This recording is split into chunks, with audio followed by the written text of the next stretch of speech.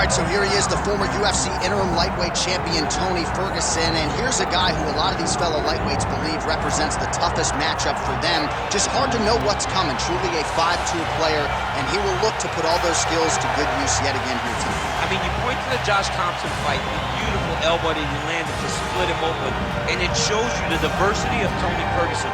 And you have to remember, he was a national champion at Grand Valley State University. Right. So if he needs to, he can be a guy that has the ability to take you down and just brutalize you on the ground. Not only brutalize you, but he has a great ability to submit his opponent, as he showed when he won the title fight, Kevin Lee. And he is most happy when he's in a fight, right? Certainly a guy who loves to train, as is well documented. Just the way he attacked the knee injury rehabilitation just shows you his true colors. And I know I speak for the MMA fans around the world, very happy to see El Cucuy back in the Octagon.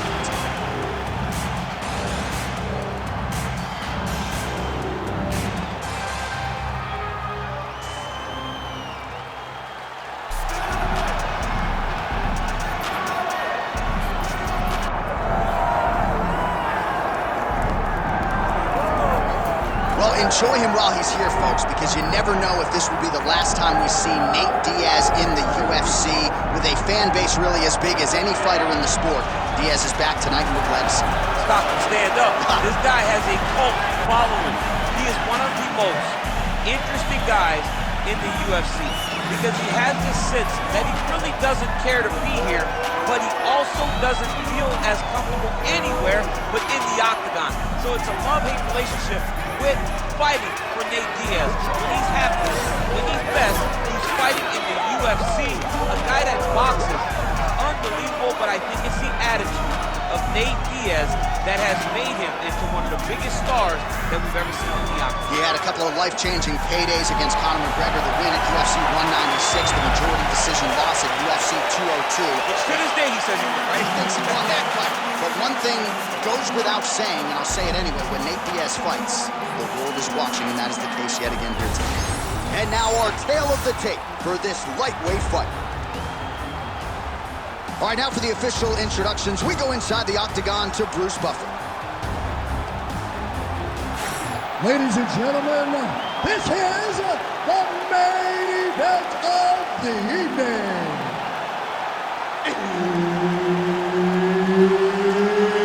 It's time! 5 rounds in the UFC lightweight division. Introducing first, fighting out of the blue corner, ladies and gentlemen, an Ultimate Fighter season winner, Tony El Cucuy Ferguson! And now introducing his opponent, fighting out of the red corner, he is an Ultimate Fighter season winner, Nate Diaz! Herb Dean, third man in the Octagon tonight. All right, so who could forget the fight week at UFC 279 in September of 2022? Mass shuffle to the main card. That resulted in the first meeting between Nate Diaz and Tony Ferguson. And tonight they arrive at the rematch. They get a rematch against each other because both weren't prepared for each other the first time. Tony Ferguson feels he could have been better. Tony Ferguson feels like he could win this fight. But Nate Diaz says, this was only the beginning. The gap will only be wider tonight as I face Tony Ferguson again. Time to see if that's the case. All right, early in the fight here, and Nate Diaz off to a pretty good start, found a home for that left hand. I mean, and it's powerful. It does not seem like Nate is throwing it hard, but he always finds his target very accurate with that straight left hand. So he kind of feeds the right hand to get you moving where he wants, and then bang, he drops that straight left on you that hurts so many. Hurt Conor McGregor, and he hurt the welterweight champion, Leon. One of the best head kicks you'll ever see. You don't really stand after you take a head kick like this. That is such toughness to even be on his feet right now. And landing some nasty strikes. Oh, perfect head kick there. Well, his opponent seemed to be stunned to a significant extent, but was able to recover, and it's almost like he let him off the hook. Kind of let him off the hook. He needed to really put his foot on the gas to try to find that finish. That's a big hook.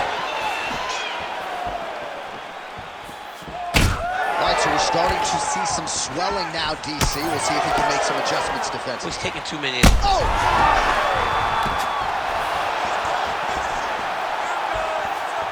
3 minutes have gone by here in round one. Well, now if you're the opponent, you really got to be careful as Diaz is able to find a home for that right hand yet again. When Diaz starts landing the right hand, you have got to stay firm. You have got to dig your heels in the ground. The accuracy to land right there. His opponent's wobble, champ. He's hurt bad. He cannot take another shot like that. Another powerful kick there. A lot of volume with the feet tonight for him. It's unbelievable to watch somebody make kicking the base of their fighting style. He has shown us that it's possible. Well, champ, I don't see that well, but it's hard to miss the redness underneath that elbow. A lot of bodily investment from his opponent tonight. Yeah, it's an investment, John. It may not pay dividends right now, but the more you go there, the more damage you do, eventually it will show itself. Right now, it's starting to show.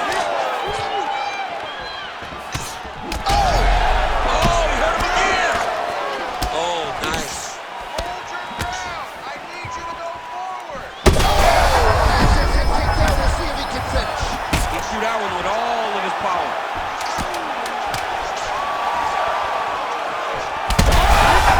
Huge shots being landed on both sides. What a round. Hashtag. All right, as they attend to the damaged fighter, we will re-rack some replays for you. A lot of damaging strikes landed by the opposition in that previous round. Well, him just not really paying attention on the defensive side has made his opponent look like an absolute world beater. He's a good fighter, but he has never looked this good, and that is partly because his opponent is not defending. Ready to fight? Ready. All right, second round underway. Well, an appreciative capacity crowd on its feet as this next round gets underway. That previous round, I mean, get the bonus checks ready. That was insane. It's done. These guys are taking home the $50,000. They laid it all on the line. They dropped a quarter in the middle of the octagon, and they said, let's go. What a round.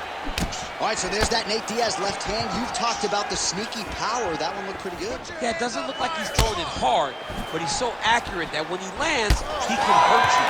Nate Diaz has a really good left hand, and it's all rooted in how he hides it behind that slap right hook. Ferguson gets caught by that flush straight punch. Nice job by the offense there. Over the top. This fight's going to be over. What a great way of mixing up his attack. He didn't stay the course. He started going low, and now he's got him hurt very badly. Well, it's been a wild fight thus far. Perhaps a contender for some bonus money at fight's end. These guys are going to have to dig deep. They're both hurt. They're both hurt. You expected it, though. You expected a close fight. You did not expect a war like this, though, where both guys, from the moment they said fight, went forward, got in each other's face, and just beat each other up. It's been tremendous.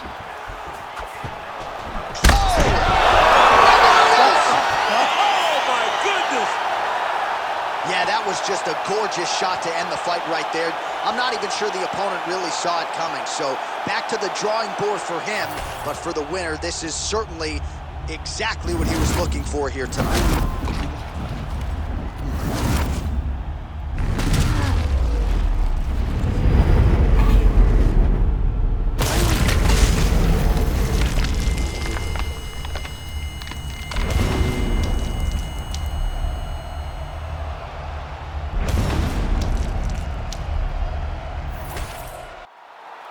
All right, Bruce Buffer now inside the octagon has the official decision. Ladies and gentlemen, referee Herb Deans called a stop to this contest at 2 minutes, 19 seconds of round number 2. Declaring the winner by knockout, Nate Diaz!